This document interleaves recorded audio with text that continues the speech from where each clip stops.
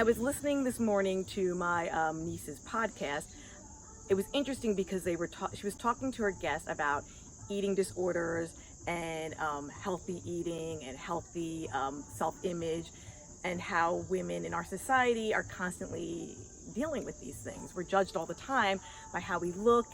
We're judged by our weight, and even those of us who are aware of that and are feminist and have a lot of other things going on, we really value our intelligence, we really value our emotional intelligence and the things that we do for people.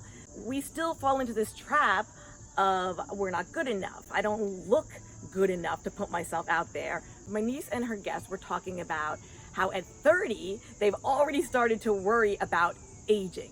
Like, we're only gonna be 30 and oh my God, our value is like, we've gone past our peak. Like, we know what our value was like in our mid-20s. That's maybe as high as it's ever gonna get.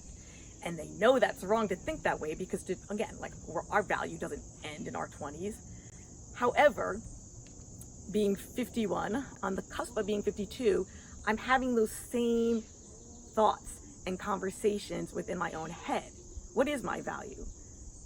It's really hard to see yourself as valuable in a culture that doesn't value your voice. I did want to say to Victoria and her guests, I get it. It's hard. Like, to be thinking at 30 that you're already past your prime is the kind of thing that we deal with that just weighs down on us year after year after year. Like, we have to be mothers who take care of our children and the homes. We have to be out there, high-powered careers, making sure we're doing everything right. And at the end of the day, we have to do it all while looking like supermodels, or we're somehow failing. It's really fucked up. And it fucks up a lot of our brains. It's really fucked up. And it fucks up a lot of our brains. And I think the only way we take back our power is to start to go out there and say, we reject it. We reject this idea that only good-looking people get to have platforms and get to have a say. So while I love that the younger generation is turning more to the internet, to social media, to podcasts and YouTube to find information, to find alternative information from people who the mainstream is not even aware of, there are also downsides. Yes, I would love people to plug into my niece's podcast. I'll give it another plug. It's called Perennials. But, you know, just as many people are plugging into YouTubers who their only purpose is to show you how to apply eyelashes. Now, that's okay.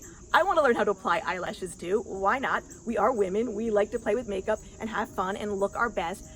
But if that's the only thing young girls are being told is their value, then we have a problem. And I think we know where the imbalance is because maybe a YouTuber like me, who is speaking from her heart about midlife and all of the challenges of midlife, might not make such a huge splash. Or at least not a huge splash like a YouTube star who all she talks about is eyelashes, and somehow she's getting millions of hits. So I think we know what people are interested in. I think we know what people want to know. Yes, we want to know about how to fix our problems and how to fix our broken hearts, but mostly we want to know how to look good. Having these multi-generational conversations are really important, and I love that millennials are having it. I don't judge them as shallow for saying, oh my God, I'm 30 and I have a little bit of crow's feet and a little bit of cellulite, because I had that same thought when I was 26. I was glopping on cellulite cream and I was 105 pounds. So I get it. No judgment from me. I will never judge you because I know what it's like to grow up in this culture where as women, all we've ever seen is images of women that are beautiful and glamorous and perfect, and it makes us feel so inferior in every way. It's really fucked up. Like, that doesn't mean you shouldn't change things about the way you look. It doesn't mean we can't love clothes and love makeup. And it doesn't mean if we're not happy with the way we look, we shouldn't color our hair or fill in wrinkles.